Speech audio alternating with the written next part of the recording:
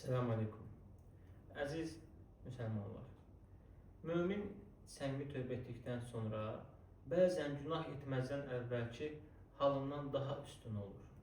Belə olduqda həmin günah onun xeyrinə çevrilmiş olur. İbn Teymiyyə sual verirlər ki, müminin hər bir işi xeyirdir. Günahı da İbn Teymiyyə cavabında buyurur ki, bəli, bir şərtlə, əgər günahından tövbə edərsən. Yəni sən nə qədər keçmişdə günahlar etmisən və tövbə etməyə qərarına gəlmisən və o zaman sən tövbə edəndən sonra sənin keçmişdə etdiyin 1 il ərzində, 2 il ərzində, 3 il, 10 il ərzində nə qədər keçmişdə günah etmisənsə, Allah onların hamısını savaba çevirir. Allah Quran-ı Kərimdə buyurur ki, فَأُولَٰئِكَ يُبَدِّلُ اللّٰهُ سَيِّئَاتِهِمْ حَسَنَاتٍ. Allah beləcə onların günah işlərini savaba çevirdi.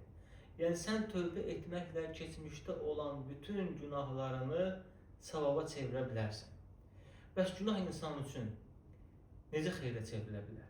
Çünki həmin günah onu səmimi tövbə etməyə sövq etmişdir və qəlbindəki təkəbbürlüyü sındırmışdır və insanın zəifliyini, acizliyini ona dərk etdirmişdir.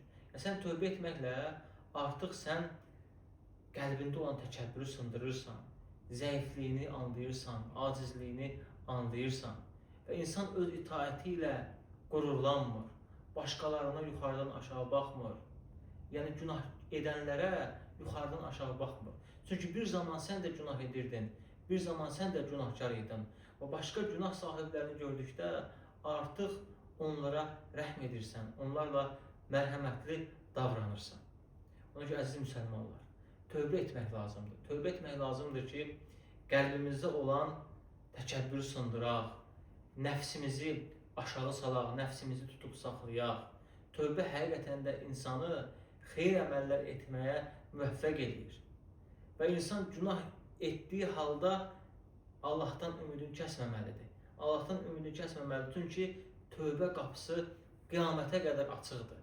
Tövbə elə bir ibadətdir ki, Allah o ibadəti insan ölənə qədər, yəni son anına qədər açıq saxlayır və qiyamətə qədər də tövbə qapısı açıq olacaq.